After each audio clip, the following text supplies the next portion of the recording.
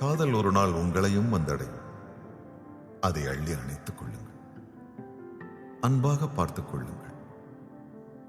காதல் சிரிக்கும், காதல் கலங்கும், காதல் குழம்பும், காதல் ஓரளவுக்கு புரியும், காதல் விலகும், காதல் பிரியும்.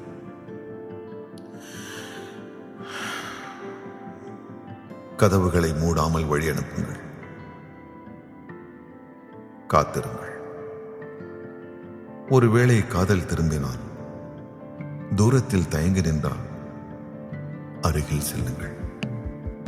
அன்புடன் பேசுங்கள். போதும். காதல் உங்கள் வசம், உள்ளம் காதல் வசம். மாற்றங்கள் வினா, மாற்றங்களே